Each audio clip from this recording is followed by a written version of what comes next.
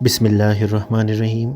جب رسول اللہ صلی اللہ علیہ وآلہ وسلم غار ثور میں داخل ہوئے تو جبرائیل علیہ السلام نے عرض کیا، خدایا مجھے اجازت دیجیے تاکہ میں جا کر اپنے پروں سے غار کو بلکہ اس پہاڑی کو ہی چھپا دوں۔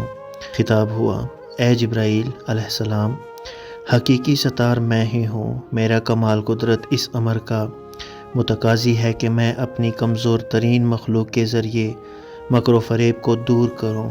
کمزور مکڑی کو مقرر کیا اور اسے حفاظت کے لیے بھیجا۔ جب مکڑی کو حکم خداوندی پہنچا تو اس نے اسی وقت سجدہ شکر ادا کیا۔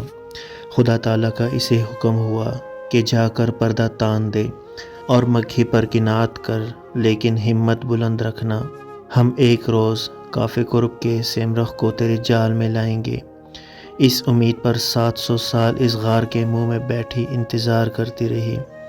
چنانچہ رات کو آرام نہ دن کو چین، یہاں تک کہ اس رات آن حضرت صلی اللہ علیہ وآلہ وسلم اس غار کے دہانے پر پہنچے۔ مکڑی نے آن حضرت صلی اللہ علیہ وآلہ وسلم کی طرف اشارہ کر کے کہا، مجھ کمزور کو آپ صلی اللہ علیہ وآلہ وسلم کے دیدار کا وعدہ دیا گیا ہے، تشریف لائیے تاکہ آپ صلی اللہ علیہ وآلہ وسلم کی زیارت سے اپنی آنکھیں ٹھنڈی کروں۔ حضور نبی اکرم صلی اللہ علیہ وآلہ وسلم جب غار کے اندر تشریف لے گئے، مکڑی نے جالا تننا شروع کر دیا اور عجز آمیز لعاب پھیلانا شروع کر دیا۔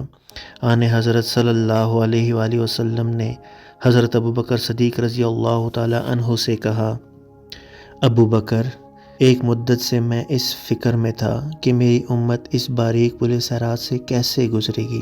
اب عالم غیب کی خبر کنندگان نے مجھے یوں اطلاع دی ہے کہ جس طرح اس پردے دار کو ایک باریک تار پر محفوظ رکھتے ہیں، تیرے دوستوں کو اسی طرح اس صراط سے محفوظ رکھیں گے۔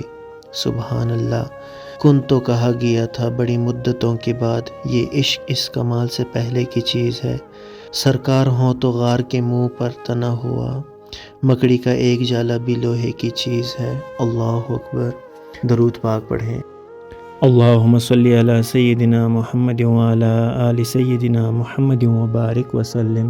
حضور پاک صلی اللہ علیہ وآلہ وسلم نے فرمایا، قیامت کے دن کچھ لوگ تہامہ پہاڑ کے برابر نیکیاں لے کر آئیں گے، لیکن ان کی نیکیوں کو ہوا میں غبار کی مانند اڑا دے گا۔